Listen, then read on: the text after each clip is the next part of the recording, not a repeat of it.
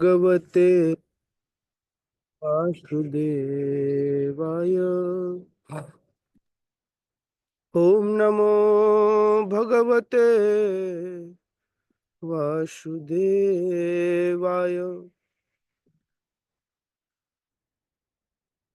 नारायणं नमस्कृत्य नरं चैव नरोत्तमं देवीं सरस्वतीं व्यासं ततो जयमुदीरये। नष्टप्रायेषु अभद्रेषु नित्यं भागवत सेवया भगवते उत्तम श्लोके भक्तिर्भवति नैष्ठिकी। कृष्णाय वासुदेवाय देवकी नंदनाय च नंदगोपकुमाराय गोविन्दाय नमो नमः।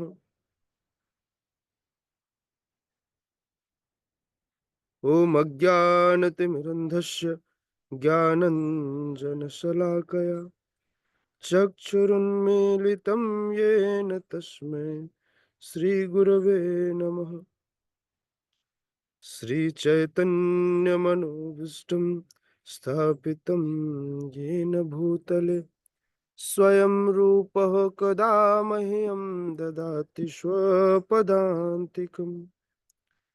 वन्देऽहं श्रीगुरुः श्रीयुतपदकमलं श्रीगुरुन् वैष्णवांश्च श्रीरूपं साग्रजातं सहगण रघुनाथान्वितं तं सजीवं साद्वैतं सावधूतं परिजनसहितं कृष्णचैतन्यदेवं श्रीराधा कृष्णपादान् सहगण ललिता श्रीविशाखान्वितांश्च नमो विष्णुपादाय कृष्णपृष्ठाय भूतले श्रीमते भक्तिवेदांत स्वामिनिति नामिने। नमस्ते सारस्वती देवे गौरवाणी प्रचारिणे निर्विशेष शून्यवादी पाश्चात्य देशतारिणे।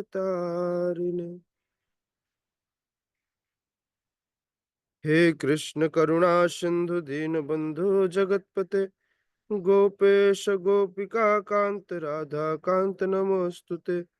तप्त कांचन गौरांगे राधे वृंदावनेश्वरी वृषभानुसुते देवे प्रणमामि हरिप्रिये।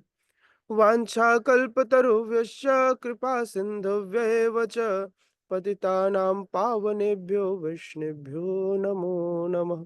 जय श्री कृष्ण चैतन्य प्रभु नित्यानंद श्री अद्वैत गदाधर शिवासादि गौर भक्त वृंद। हरे कृष्णा कृष्णा कृष्णा हरे हरे, हरे राम राम राम हरे हरे। हरे कृष्णा।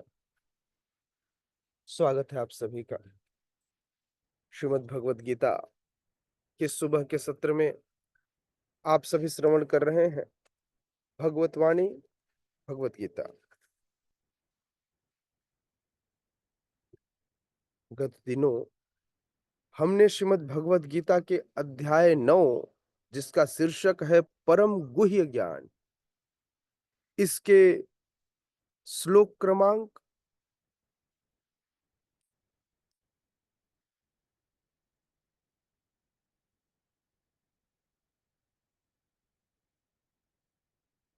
13 तक की चर्चा की थी। श्लोक क्रमांक 14 और उसके आगे हम आज चर्चा करेंगे। बहुत इंपॉर्टेंट श्लोक में हम पहुंचे हैं, सभी को इस श्लोक को याद करना है। वेरी इंपॉर्टेंट श्लोक 9:14।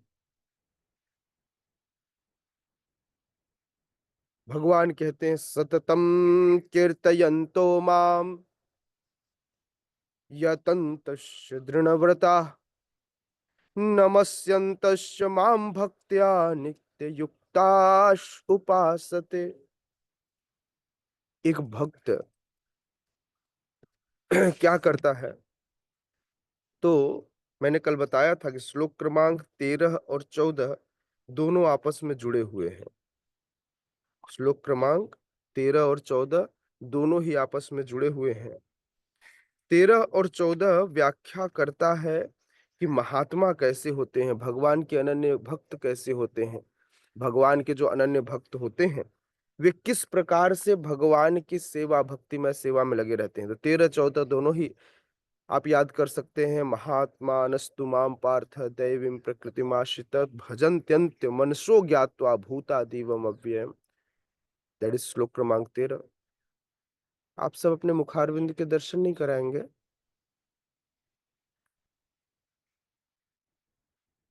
वाह, ये तो कुछ गड़बड़ हो गया। यहाँ तो सूरज प्रभु थे। क्षमा कीजिएगा प्रभु जी। हरे कृष्ण, दर्द प्रणाम। हाँ। वो अभी किसी काम से गए हैं, तो उन्होंने बोला कि आप देख लेना। अरे वाह। नहीं, मुझे मतलब मेरे लिए आज मुझे लगा आप यहाँ आ गए मेरे पास क्या। ओके, ठीक है, चलिए।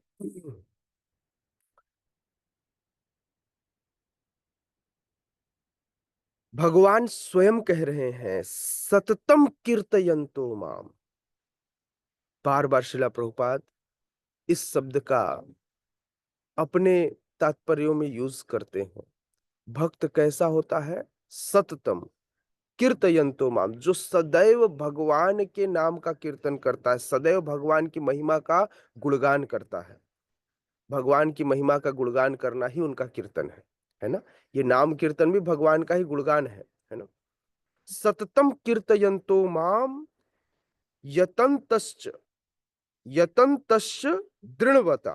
और ऐसा नहीं, जितना यतन्तश्च, जितना प्रयास हो सके, कंप्लीट प्रयास, यतन्तश्च, जितना यत्न हो सके, जितनी वह यत्न कर सकता है, और कंप्लीट यत्न करता है सेवा करने की, नाम लेने की, दृढ़वता, और इसके लिए संकल्पित होता है। हमको अपने आप को परखना है ना, इन दो श्लोकों से परखना है। श्लोक क्रमांक 13 और 14, 13 और 14 से अपने आप को गुजार लीजिए। समझ रहे हैं? ये फिल्टर है, आपको समझ में आ जाएगा मैं और आप कितने पानी में हैं। ठीक है? क्या? सततम कीर्तयन्तो माम यतन्तश्च दृढ़व्रता। बड़ी दृढ़ व्रत के साथ, दृढ़ता के साथ क्या करता है? ऐसा महात्मा, ऐसा भक्त प्रयास करता है, नमस्यन्तश्च, मुझे नमस्कार करता है, माम भक्त्या नित्य युक्त उपासते, और निरंतर मेरी उपासना में लगा रहता है, मेरी पूजा में लगा रहता है। नित्य युक्त उपासते, लेकिन नित्य युक्त उपासते, उपासना ऐसा नहीं करता कि अपनी इच्छा से, उपासना करता है नित्य युक्त भक्ति भाव से। नित्य युक्ता, सदैव लगा रहता है। कैसे? युक्त भाव से, भक्ति भाव से। भक्त्या नित्य युक्ता उपासते, सदैव रत रहता है। अनुवाद में भगवान कह रहे हैं, ये महात्मा, कौन से महात्मा? जो प्रकृति के संरक्षण में, कौन सी प्रकृति के? भौतिक प्रकृति के नहीं, दैवी प्रकृति के। जो दैवी प्रकृति के संरक्षण में होते हैं, वे पूर्णतः भक्ति में निमग्न रहते हैं, क्योंकि वे मुझे आदि और अविनाशी भगवान के रूप में जानते हैं। ऐसे महात्मा ही जो मेरी महिमा का निरंतर गान करते हैं। ऐसे महात्मा क्या करते हैं? मेरी महिमा का निरंतर ज्ञान करते हैं, अर्थात कीर्तन करते हैं, और दृढ़ संकल्प के साथ। ऐसा नहीं कि भगवान देखिए, आज तो मेरे घर में बहुत काम है, आज आपका नाम ले नहीं पाऊंगा। आज मेरे घर में खूब सारे मेहमान आ रहे हैं। मतलब भगवान से बड़ा कोई हमारे लिए नहीं है, भगवान से ज्यादा कोई इंपॉर्टेंट नहीं है। हम सबसे पहले समझौता अपनी लाइफ में जब भी हमें समझौता करना होता है तो हम किससे समझौता करते हैं? अपनी डिवोशनल लाइफ के साथ। सबसे पहले माला के साथ। प्रभु जी मैं बाहर गया था ना, तो मैं ना क्या करूँ प्रभु जी, प्रसाद खाने को कुछ नहीं मिला, मुझे लहसुन प्याज खाना पड़ा प्रभु जी। किससे हमने कंप्रोमाइज़ किया? हमारी डिवोशनल लाइफ के साथ। प्रभु जी मैं तो ऐसा करना नहीं चाह रहा था प्रभु जी, वो तो दोस्तों ने ज़बरदस्ती मुझे डीजे पे नचा दिया प्रभु जी। क्या करूँ प्रभु जी, दोस्तों के मतलब नहीं तो नहीं कर सकता ना प्रभु जी, नाराज़ हो जाएँगे। किससे समझौता किया? डिवोशनल लाइफ के साथ। प्रभु जी वो दोस्त लोग मुझे देर रात तक जगाए रहे प्रभु जी, इसलिए सुबह उठ नहीं पाया प्रभु जी। किसके साथ समझौता किया? डिवोशनल लाइफ के साथ। जीवन में जब भी हमारे पास कुछ भी, खाना नहीं छोड़ा, सोना नहीं छोड़ा, डिवोशनल लाइफ छोड़ दी। जीवन में हम सारे कार्य करते हैं इसे छोड़कर। इसलिए भगवान कह रहे हैं दृढ़व्रता। यदि कोई व्यक्ति अपने संकल्प में दृढ़ नहीं है, दृढ़ संकल्पित नहीं है चीजों के लिए, तो उसे महात्मा नहीं कहेंगे। महात्मा बनना है तो पहले दृढ़ संकल्प लीजिए। लोग कहते हैं ना मैंने वाव लिया है। लोग कार्तिक मंथ में वाव लेते हैं। आपको भी वाव लेना चाहिए, दृढ़ संकल्प लेना चाहिए, संकल्पित होना चाहिए। Any how, at any cost. हाँ, एक डिवोशनल सर्विस कई बार दूसरे डिवोशनल सर्विस को थोड़ा-मोड़ा इधर-उधर कर सकती है। ठीक है ना? तो चलिए श्लोक याद करते हैं। सततं कीर्तयन्तो मां यतन्तश्च दृण्वता नमस्तस्यश्च मां भक्त्या नित्ययुक्ता उपासते। सततं कीर्तयन्तो मां यतन्तश्च दृढव्रता नमस्यन्तश्च मां भक्त्या नित्ययुक्ता उपासते। नमस् नमस्यन्तश्च मां भक्त्या नमस्यन्तश्च मां भक्त्या नमस्तस् नमस्तस् नमस्यन्तश्च मां भक्त्या हाँ, नमस्यन्तश्च मां भक्त्या नित्ययुक्ता उपासते। सततं कीर्तयन्तो मां यतन् यत् पता नहीं आज जिह्वा ऊपर-नीचे जा रही है। सततं कीर्तयन्तो मां यतन्तश्च दृढव्रता नमस्यन्तश्च मां भक्त्या नित्ययुक्ता उपासते। यस, पढ़िए। कौन पढ़ेगा? ये गौर चैतन्य पढ़िए। हरे कृष्णा प्रभु जी दंडवत प्रणाम। सततं कीर्तयन्तो मां यतन्तश्च दृढव्रता नमस्यन्तश्च मां भक्त्या नित्ययुक्त उपासते। हरे कृष्णा।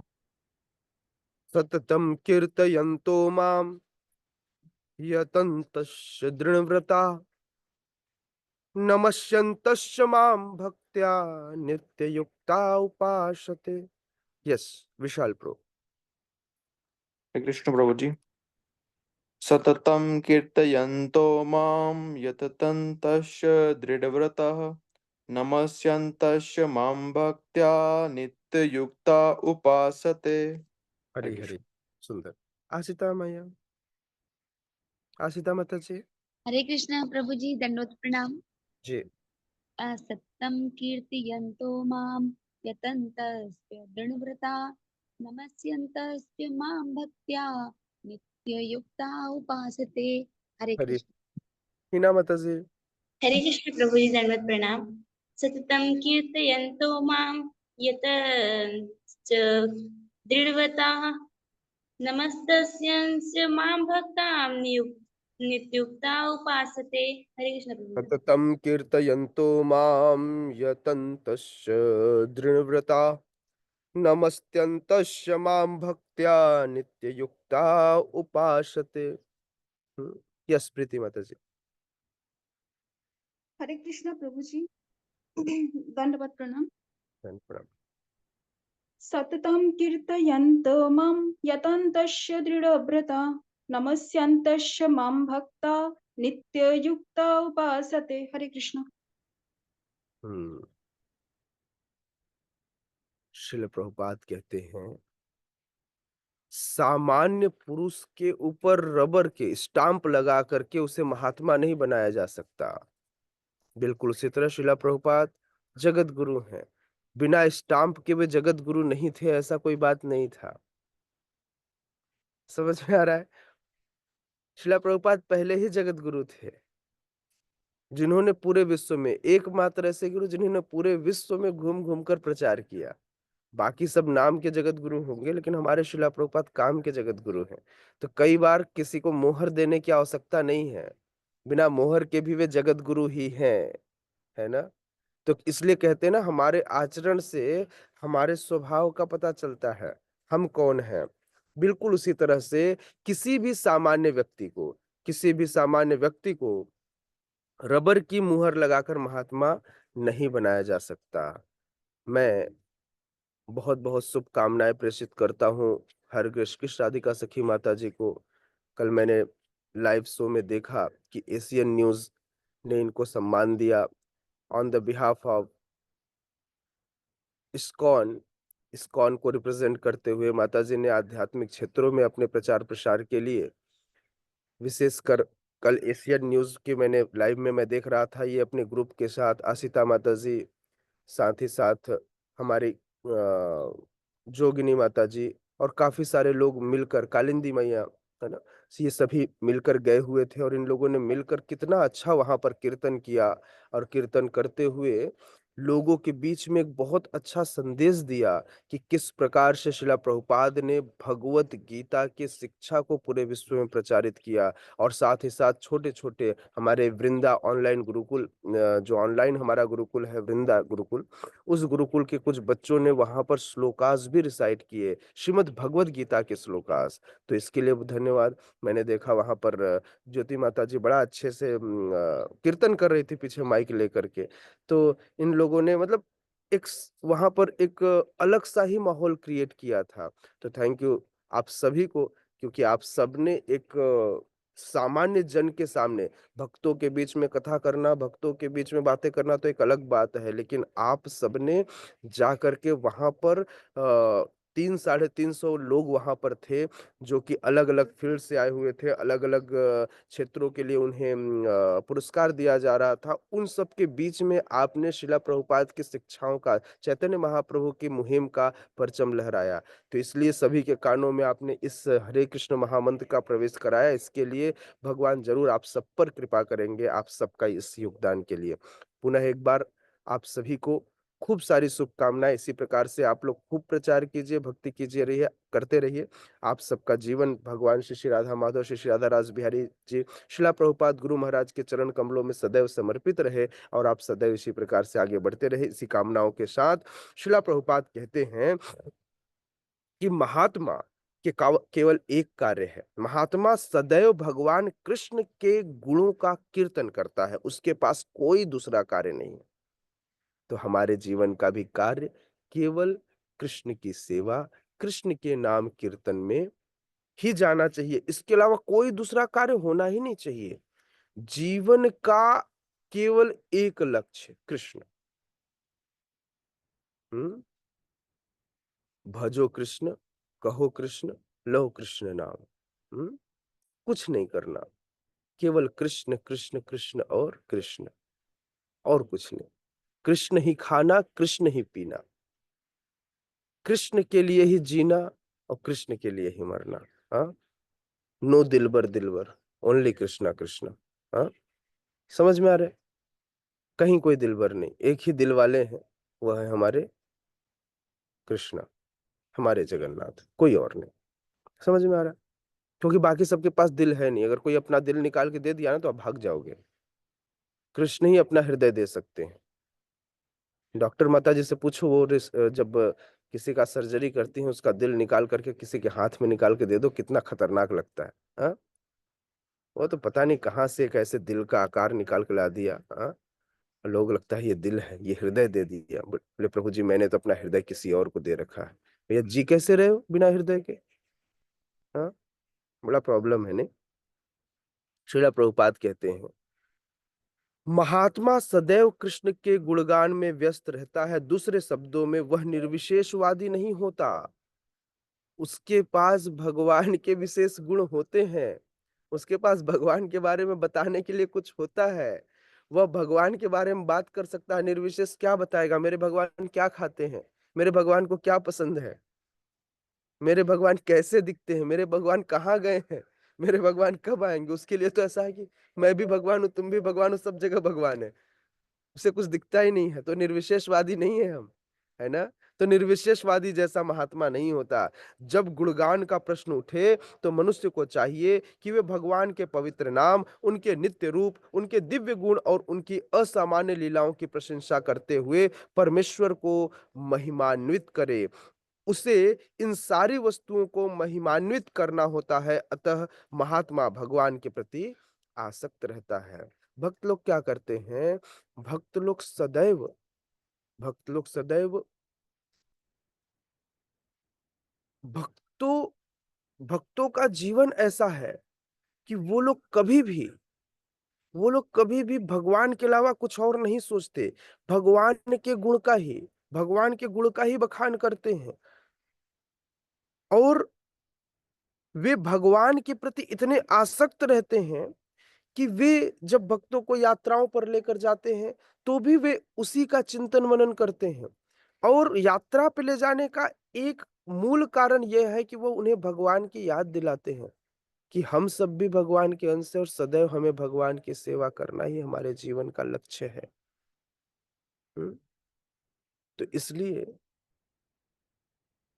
यात्राओं पे जब किसी कुंड को देखकर भगवान की विशिष्ट लीला याद आए, मंदिर में देखकर भगवान की कोई अलग सी लीला याद आए, इस तरह से भगवान के प्रति प्रेम बढ़ जाता है। इसलिए महात्मा जन क्या करते हैं? हम यात्रा पर जाते हैं, किसी तीर्थ पर, किसी धाम पर जाते हैं, तो वहां जाकर हम भक्तों से मिलते हैं, ताकि भक्त वहां का गुणगान करके हमें बता सकें कि हमारे जीवन का लक्ष्य क्या है, हम अपने जीवन में कैसे आगे बढ़ पाएंगे। हम्म? कहते हैं श्रीला प्रभुपाद, जो व्यक्ति परमेश्वर के निराकार रूप और ब्रह्म ज्योति के प्रति आसक्त होता है, उसे भगवत गीता में महात्मा नहीं कहा गया है। जो व्यक्ति निराकार और ब्रह्म ज्योति के प्रति निराकारवादी है, अद्वैत ना अद्वैतवादी है, ब्रह्म ज्योति के प्रति आसक्त है, उसे भगवत गीता में महात्मा नहीं कहा गया है। उसे अगले श्लोक में अन्य प्रकार से वर्णित किया गया है। अभी अगला श्लोक आएगा, उसमें बताएंगे उसको क्या कहेंगे भगवान। हाँ, महात्मा सदैव भक्ति के विविध कार्यों में श्रवणम, कीर्तनम, विष्णु स्मरणम, पाद सेवनम, वंदनम, अर्चनम, दास्यम, साख्यम, आत्म निवेदनम, इसी कार्य में लगा रहता है। ये 9 प्रोसेस है, इसी 9 प्रोसेस में लगा रहता है। उसके पास जीवन में कोई दूसरा कार्य नहीं होता। ऐसा महात्मा अंततः भगवान के 5 दिव्य रसों में से किसी एक रस में उनका सानिध्य प्राप्त करने के लिए दृढ़व्रत हो जाता है। 5 रसों में से एक रस, कौन से वे 5 रस? पुण्य का रस, और कौन सा रस? बादाम। कौन कौन से 5 रस हैं जिसमें भक्त लोग अंत में जीवन बिताए? यस, रासमय में।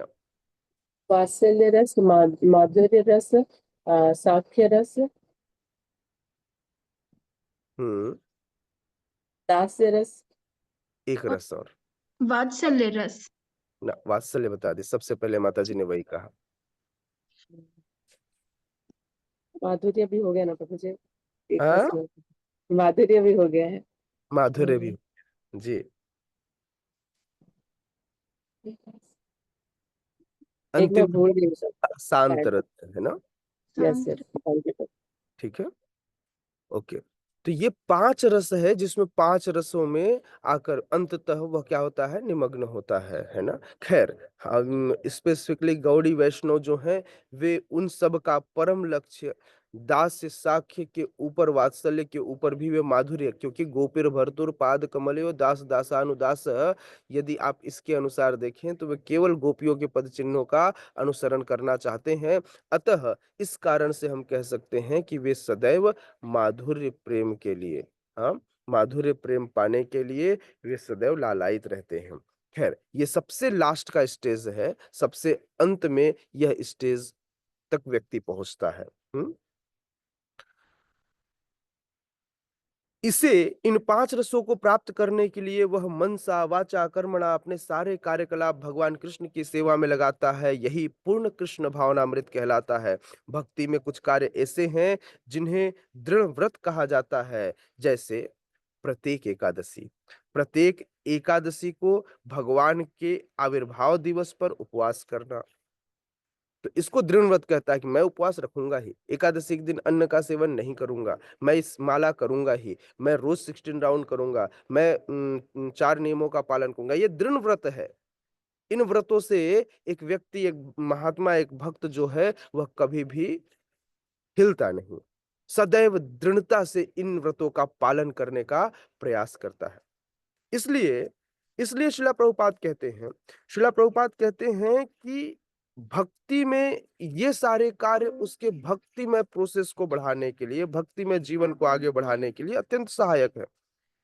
क्योंकि ये प्रोसेस उसके खुद का प्रोसेस नहीं है, यह प्रोसेस स्वयं भगवान ने और भगवान के प्रतिनिधियों ने दिया है।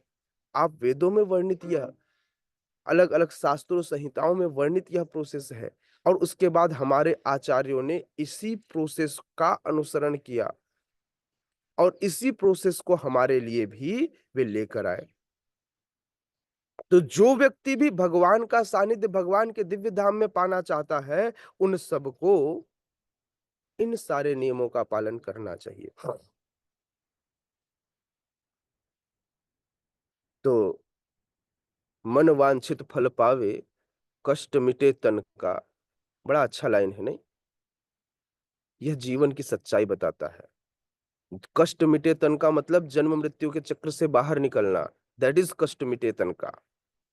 हाँ, जन्म मृत्यु के मतलब शरीर ये रहे ही ना, अगर शरीर रहेगा तो हमेशा कष्ट रहेगा, शरीर का कष्ट तो जा नहीं सकता। तो इस तन का कष्ट कैसे जाएगा? जब यह शरीर आध्यात्मिक हो जाएगा। तो जन्म मृत्यु के चक्र से बाहर निकल जाना ही कष्ट मिटे तन का होता है। तो शिला प्रभुपाद कह रहे हैं ऐसा व्यक्ति को मनवांछित फल मिल जाता है। क्यों? क्योंकि आप चिंतामणि धाम में जाओगे, चिंतामणि प्रकर सद्म सुकल्प वृक्ष, वहां पर कल्प वृक्ष है, जो चाहोगे वो मिल जाएगा। धाम चिंतामणि है। तो इसलिए मन वांछित फल पावे, कष्ट मिटे तन का। समझ में आ रहा है? लाइन गलत नहीं है, लाइन ठीक है, बस उसको समझने का फेर है। भौतिक जगत में जब मन वांछित फल पावे कहते हैं तो उनको लगता है ओह अच्छा, मन वांछित फल पावे, ठीक है, मेरा घर तो अब बन ही जाएगा, मेरी नौकरी लगी जाएगी, मेरी पढ़ाई अच्छी हो ही जाएगी। और कष्ट मिटे तन का बोले आप प्रभु जी, बहुत मतलब शरीर में बहुत दर्द रहता है, तो ऐसा लगता है भगवान का नाम गोली है। हाँ, गोली खा लो, शरीर का दर्द चला जाएगा। नहीं, बोले प्रभु जी इतने दिन भक्ति करता हो गया प्रभु जी, अभी भी मुझे रोज हाँ लूज मोशन होता है। तो लूज मोशन की दवाई थोड़ी है हरे कृष्ण महामंत्र। हाँ, कष्ट मिटे तन का मतलब है जन्म मृत्यु के चक्र से बाहर आना, ताकि आपको लूज मोशन ही ना हो, क्योंकि वहां मोशन नहीं होता, वहां सब कुछ एनर्जी एनर्जी होती है। समझ में आ रहा है? तो लूज मोशन अगर आप नहीं चाहते, आप नहीं चाहते कि आपके शरीर में दर्द हो, आप नहीं चाहते कि आपकी आंखें कमजोर हो, वहां चश्मा भी नहीं लगता, वहां 2 ही आंख से काम चलता है, वहां पहले से ही दिव्य चक्षु होते हैं। हाँ, तो श्रीला प्रभुपाद कहते हैं कि इस अध्याय के 2 श्लोक में कहा गया है कि भक्ति न केवल सरल है अपितु बड़ा सुख देने वाला है। इसके लिए कठिन तपस्या करने की आवश्यकता भी नहीं पड़ती। मनुष्य सक्षम गुरु के निर्देशन में केवल इस जीवन को गृहस्थ, सन्यासी या ब्रह्मचारी रहते हुए बिता सकता है। वह संसार में किसी भी अवस्था में कहीं भी भगवान की भक्ति करके वास्तव में महात्मा बन सकता है। कल मैं शाम की क्लास में बता रहा था, फिर से देखो, मैं गौर चैतन्य प्रभु कल शाम की क्लास में था, मैंने कहा था ना मुझे कोई ना कोई पॉइंट मिल ही जाता है। देखो यहाँ पर भी क्या कह रहे हैं, कहते हैं मनुष्य सक्षम गुरु के निर्देशन में इस जीवन को गृहस्थ, सन्यासी या ब्रह्मचारी रहते हुए भक्ति में बिता सकता है। मैंने कहा था मैं इसका फिर से वर्णन करूंगा अगले क्लास में। लोगों को लगता है गृहस्थ मतलब लाइसेंस होल्डर, लोगों को क्या लगता है गृहस्थ मतलब licence holder. They all are rascals. जो गृहस्थ जिनको लगता है उनके पास लाइसेंस है। गृहस्थ के पास जिम्मेदारी ब्रह्मचारियों से ज्यादा होती है। ब्रह्मचारी तो बच्चा होता है, गृहस्थ माता पिता होते हैं। गलती कौन कर सकता है, बच्चा या माता पिता? ब्रह्मचारी तो फिर भी गलती कर सकता है, माता पिता के पास गलती की कोई गुंजाइश नहीं। दूसरा चीज, ब्रह्मचारी ब्रह्मचारी पूरे समाज के लिए ब्रह्मचर्य व्रत पालन करके दिखाता है। सेम ब्रह्मचर्य व्रत गृहस्थ आश्रम को पालन करना होता है। वह अपनी पत्नी के अलावा किसी के साथ ऐसा नहीं कि बाकी माताओं के साथ बैठ करके उसे हंसी ठिठोली करने की अनुमति मिल जाती है, वह उनके साथ भी नहीं बैठ सकता। एज इट इज ब्रह्मचारी अपनी पत्नी के अलावा। अगर वो ऐसा नहीं करता तो गृहस्थ नहीं है। गृहस्थ बनना है तो सबसे पहले ब्रह्मचारी बनना होगा, ब्रह्मचर्य व्रत का पालन करना होगा। मतलब आप 10th क्लास में हो और ब्रह्मचारी 2nd क्लास में है। आप 10th क्लास में 2nd क्लास वाले बच्चे के जैसा बिहेवियर करोगे तो काहे के ब्रह्मचारी, काहे के गृहस्थ? आप 10th क्लास में हो, आपको 2nd क्लास की बातें नहीं पता कि क्या करना चाहिए और क्या नहीं करना चाहिए? तो सबसे पहले एक गृहस्थ को ब्रह्मचारी होना होता है ना? एक गृहस्थ को क्या होना होता है? ब्रह्मचारी होना होता है। और वो भी ब्रह्मचारी कहां पर? जहां पर उसके पास ऑप्शन ही ऑप्शन है। चारों तरफ गृहस्थ धर्म में उसके पास रिश्तेदार है, नाते रिश्तेदार है, नियम है, चीजें हैं, बहुत सारे संस्काराज होते हैं, बहुत सारे फंक्शंस होते हैं, उत्सव होते हैं जिसमें वो सबसे मिलेगा, लेकिन उसके बाद भी उसे सुरक्षित रहना होता है। एक गृहस्थ को ब्रह्मचारी होना होता है अपनी पत्नी के अलावा। अगर वो ऐसा नहीं कर पाता तो गृहस्थ नहीं। समझ में आ रहा है? गृहस्थ भूल भी नहीं कर सकता, ब्रह्मचारी तो फिर भी भूल कर सकता है क्योंकि वो बच्चा है ना? 2nd क्लास में 2nd क्लास का बच्चा फिर भी गलती कर सकता है। तो यदि तो जब ज्यादा जिम्मेदारी किसकी है? सबसे बड़ी जिम्मेदारी गृहस्थ आश्रम की। इसलिए गृहस्थ आश्रमों को आश्रमों में सबसे बड़ा आश्रम कहा गया, क्योंकि वह जिम्मेदारियों से भरा हुआ आश्रम है। राइट, चलिए आगे बढ़ते हैं। तो ये श्लोक सभी याद करेंगे। श्लोक क्रमांक 14 सभी लोग याद करेंगे। अब श्लोक क्रमांक 15 की ओर आगे बढ़ते हैं। कल सभी लोग सुनाएंगे श्लोक क्रमांक 14। हाँ, ज्ञान यज्ञेन चाप्यन्ते यजन्तो मामुपासते एकत्वेन पृथक्त्वेन बहुधा विश्वतो मुखम्। ज्ञान यज्ञेन चाप्यन्ते यजन्तो मामुपासते एकत्वेन पृथक्त्वेन बहुधा विश्वतो मुखम्। ज्ञान यज्ञेन चाप्यन्ते यजन्तो मामुपासते एकत्वेन पृथक्त्वेन बहुधा विश्वतो मुखम्। अब आपके स्टाइल में पढ़ लेते हैं जैसा मैंने आप लोग को सिखाया है। ज्ञान यज्ञेन चाप्यन्ते यजन्तो मामुपासते एकत्वेन पृथक्त्वेन बहुधा विश्वतो मुखम्। ओके, चलिए शुरू करें। कौन पढ़ेगा? हिना माता जी पढ़िए। हरे कृष्ण प्रभु जी, दंडवत प्रणाम। ज्ञान यज्ञेन चाप्यन्ते यजन्तो मामुपासते एकत्वेन पृथक्त्वेन बहुधा विस्तृतो मुखम्। हरे कृष्ण प्रभु जी। हरे कृष्णा माता जी, जय हो। कृष्ण राधिका माता जी। हरे कृष्ण प्रभु जी, धन्यवाद प्रभु जी। ज्ञान यज्ञेन चाप्यन्ते यजन्तो मामुपासते एकतत्वेन पृथक् एकतत्वेन पृथक् तत्वेन बहुधा विश्वतो मुखम्। फिर से, एकत्वेन पृथक्त्वेन, तत्व नहीं है, एकत्वेन पृथक्त्वेन एकत्वेन पृथक्त्वेन बहुधा विश्वतो मुखम्। हरे हरे। यस, गौर चैतन्य प्रभु। हरे कृष्णा प्रभु जी। ज्ञान यज्ञेन शाप्यन्ते यजन्तो मामुपासते एकत्वेन पृथक्त्वेन बहुधा विश्वतो मुखम्। हरे हरे कृष्णा। हरे। विशाल प्रभु। हरे कृष्ण प्रभु जी। ज्ञान यज्ञेन चाप्यन्ते जयन्तो मामुपासते एकत्वेन पृथक्त्वेन बहुधा विश्वतो मुखम्। सीता माता जी।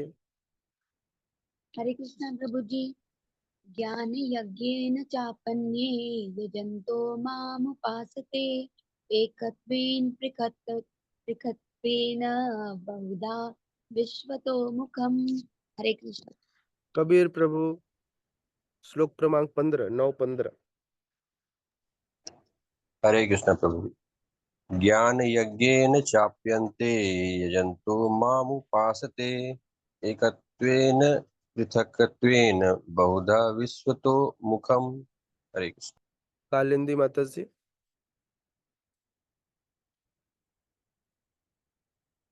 ओके। अंजलि माता जी।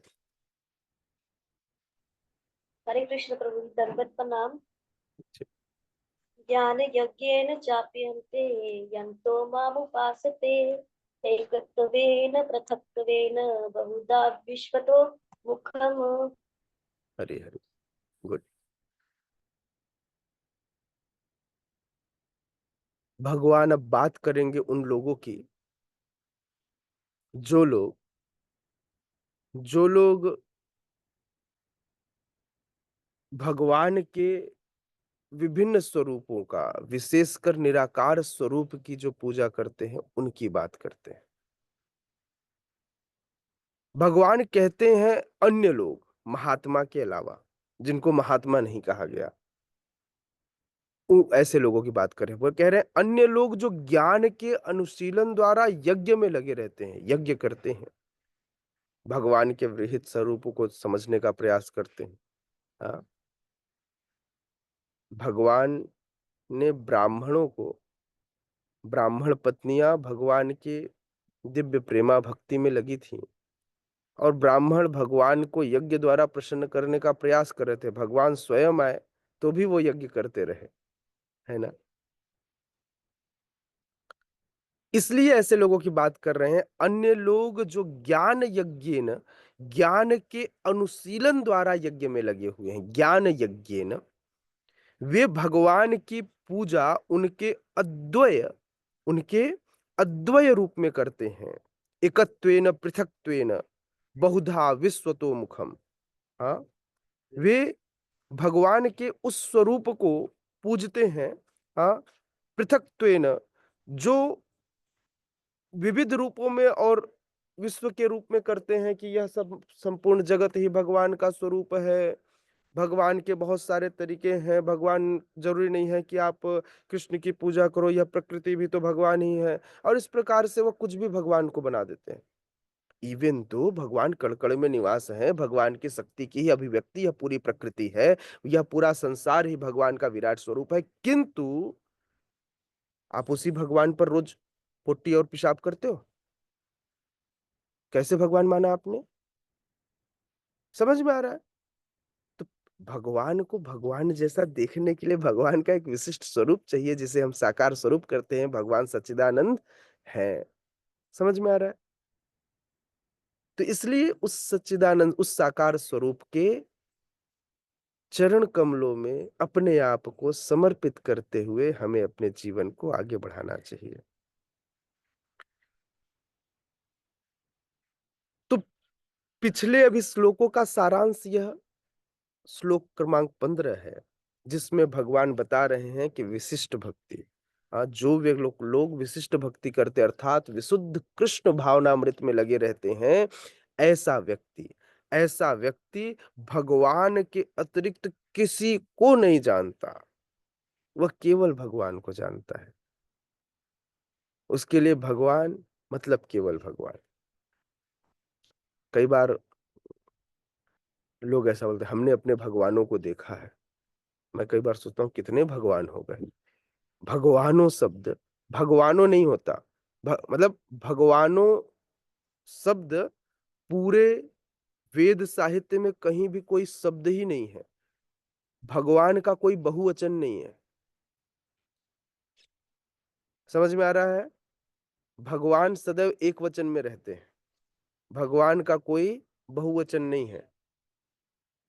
हाँ, लोग ऐसा कह सकते हैं, सूर्यों को, ब्रह्माओं को, भौतिक जगत में इस इस ब्रह्मांड में अल्प ज्ञानियों के लिए ब्रह्मा भी बहुवचन में नहीं होता।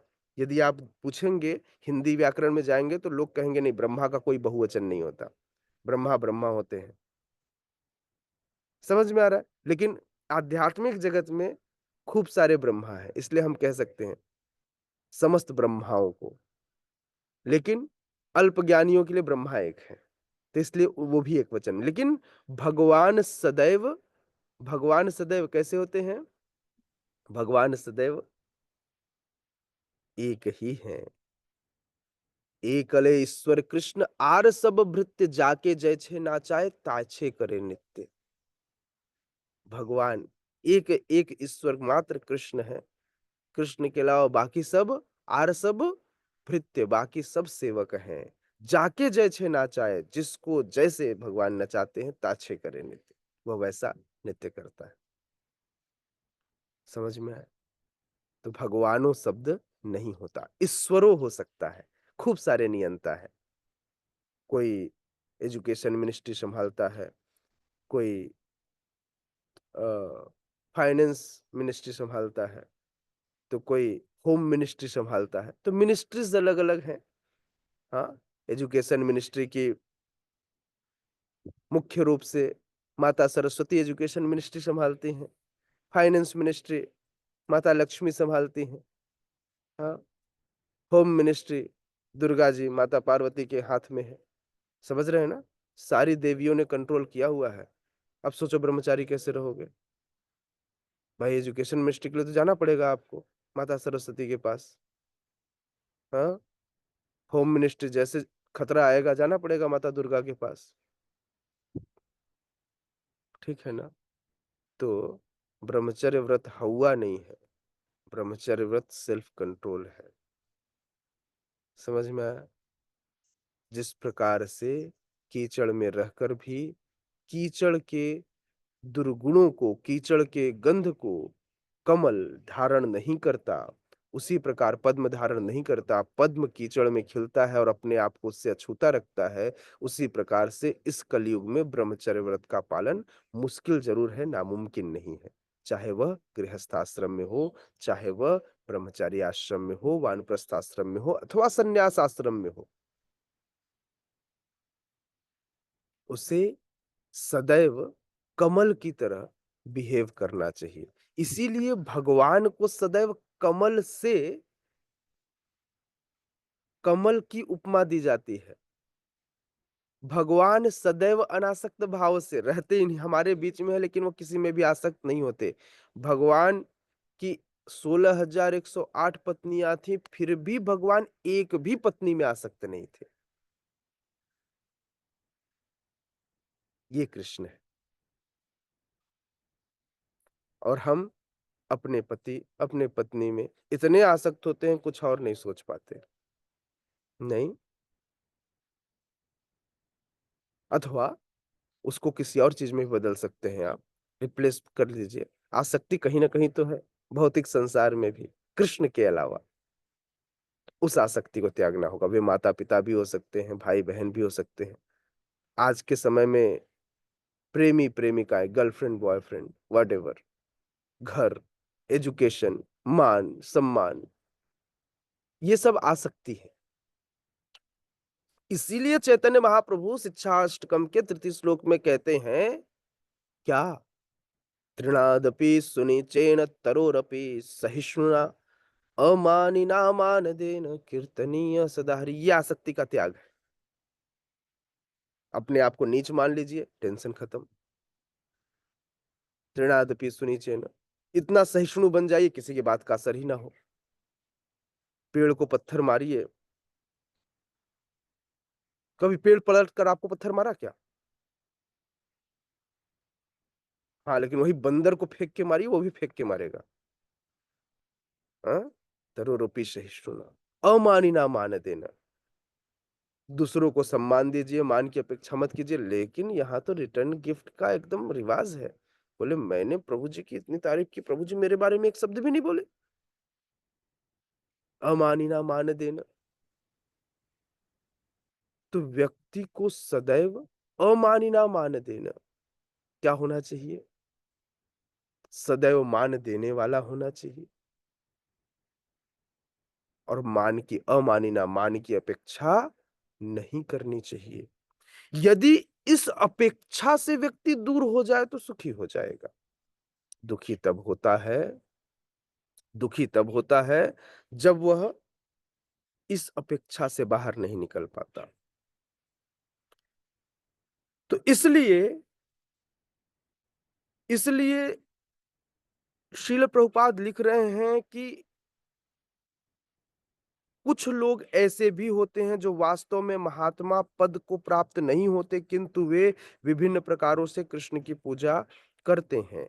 इनमें से कुछ हैं, इनको महात्मा नहीं कहा जाता। कौन? आर्त, अर्थार्थी, जिज्ञासु और ज्ञानी। ये चारों लोगों को महात्मा नहीं कहते, क्योंकि ये एक्सपेक्टेशन के साथ भगवान के पास गए हैं। हाँ, समय के साथ ये महात्मा बन सकते हैं यदि वे लगे रहे तो। आर्त अपने कष्ट को मिटाने जाता है, कष्ट मिटे तन का।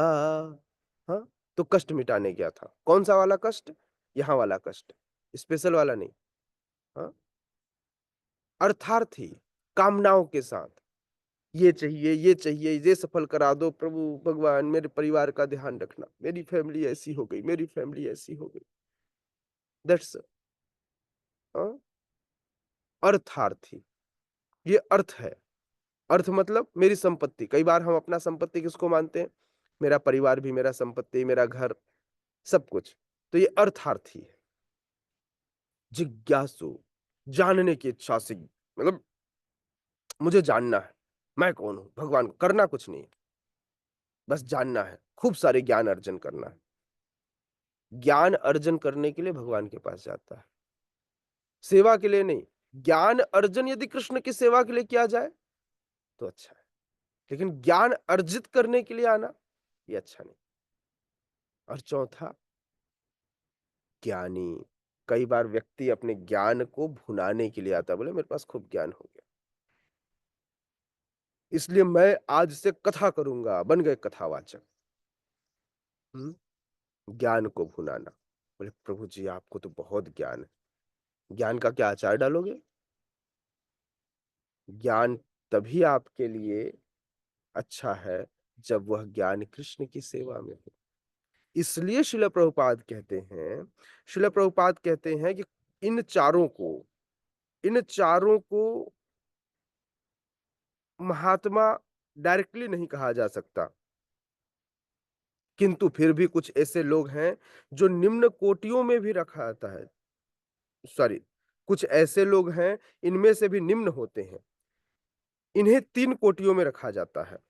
कौन से 3 अलग-अलग प्रकार हैं? देखिए, परमेश्वर तथा अपने को एक मानकर पूजा करने वाले, आर्त, अर्थार्थु, जिज्ञासु और ज्ञानी, ये चारों फिर भी ठीक है, इसमें कोई परेशानी नहीं है, क्योंकि समय के साथ ये शुद्ध होंगे और भगवान की सेवा में लग जाएंगे। लेकिन इनमें इन चारों से भी कुछ नीचे की अवस्था है। उन अवस्थाओं में पहली अवस्था कहते हैं जो भगवान को, मैं भी नारायण और आप भी नारायण, चलिए दोनों मिलकर अपनी पूजा करवाते हैं। हाँ, मित्र मित्र हो गए, नहीं, नारायण और नारायण। हाँ? दूसरा, परमेश्वर की किसी मनोकाल्पनिक रूप से पूजा करने वाला। बोले बोले प्रभु जी माला करो। प्रभु जी मैं दिन भर माला करता हूं, मेरे मुख में केवल हरि नाम चलते रहता है प्रभु जी, कुछ और नहीं चलता, 24 घंटे प्रभु जी। ऐसे भी लोग हैं। हाँ, बोले प्रभु जी दिन भर मैं यही करता हूं।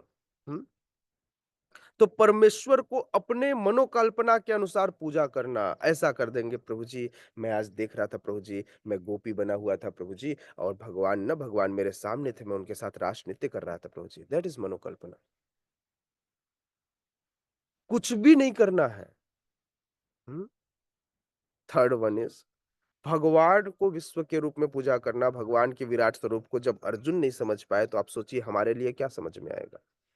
तो भगवान को विराट स्वरूप में पूजना, तो ये उन 4 कैटेगरी से भी नीचे के कैटेगरी है। इन सब में सबसे अधम वे है जो अपने आप को अद्वैतवादी मानकर अपनी पूजा परमेश्वर के रूप में करते हैं या कराते हैं, और इन्हीं का प्राधान्य भी है। आज के समाज में लगभग ऐसे ही लोग हैं जो लगता है मैं ही नारायण हूँ, मेरी ही पूजा करो। हाँ, ठीक है ना? यह भी एक प्रकार की ईश पूजा है, क्योंकि वे समझते हैं कि वे भौतिक पदार्थ न होकर आत्मा है। कम से कम ऐसा भाव तो प्रधान रहता है। अगर कोई ऐसा भी करता है तो उन नास्तिक जनों से अच्छा है। मैं इसको बहुत बुरा नहीं कह रहा हूँ, लेकिन बुरा है अपने आप को, लेकिन अगर अपने आप को आत्मा स्वरूप मानकर अगर उसकी भी पूजा करे, तो उस नास्तिक स्वरूप से कम जानता तो है। नास्तिक तो मानते ही नहीं है, उसको लगता है मरने के बाद कुछ नहीं होने वाला। कम से कम ये मानता तो है कि मैं आत्मा हूँ, मैं मरूँगा नहीं, मरने के बाद, इस शरीर को छोड़ने के बाद। तो इसलिए इसको आस्तिक के दर्जे में रखा गया है। समझ रहे हैं ना? मतलब कई बार व्यक्ति लगता है अच्छा प्रभु जी ये लोग इतने बुरे हैं, तो कई बार वो अपने दोस्त नास्तिक दोस्त से बात करता है, लेकिन जो ऐसा समझता है उससे बात नहीं करता। तो पहले जान लीजिए कि ये आस्तिक दर्जे के लोग हैं। इनसे मैं सिर्फ ये बता रहा हूँ कि ये एक कैटेगरी है, लेकिन उन नास्तिकों से ये भी अच्छे हैं। हाँ? क्योंकि नास्तिक मतलब दुष्ट जन, ये दुष्ट नहीं है, ठीक है। दूसरे कोटि के वे लोग हैं जो देवताओं के उपासक हैं, जो अपनी कल्पना से किसी भी स्वरूप को परमेश्वर का स्वरूप मान लेते हैं। बोले प्रभु जी आप लोग ये इस्कॉन वाले ना, हाँ, सबको हीन बना दिए हो। बोले सब एक ही तो हैं, चाहे इंद्र की पूजा करो, गणेश जी की पूजा करो, सब एक ही तो हैं। कैसे एक हो भाई? एक काम किया करो, आज से आप अपने हाथ से नहीं अपने पैर से खाया करो, सब एक ही तो है। नहीं, खाना मुख की बजाय कान में डाला करो ऐसे, इधर से, सब एक ही तो है। हम्म, एक नहीं है ना, तो पहले समझना चाहिए। तृतीय कोटि में वे लोग आते हैं जो इस ब्रह्मांड से परे कुछ भी नहीं सोच पाते हुए ब्रह्मांड को ही परम जीव या सत्ता मानकर उनकी उपासना करते हैं। यह ब्रह्मांड भी भगवान का एक स्वरूप है। इस प्रकार से नीचे की ये 3 कोटियां हैं और ऊपर की 4 कोटियां आर्त अर्थात तो जिज्ञासु और ज्ञानी। इन सबको भी महात्मा नहीं कहा। महात्मा केवल वही है जिसको जीवन में कृष्ण कृष्ण और केवल कृष्ण है। ठीक है। श्रीमद् भगवद गीता यथारूप की जय। जगत गुरु श्रील प्रभुपाद की जय। उपस्थित गौर भक्त वृंद की जय। Thank you. Any question? Hare Krishna Prabhu ji. Yes. Prabhu ji मेरे को ये पूछना था कि जैसे अभी आपने कहा कि सभी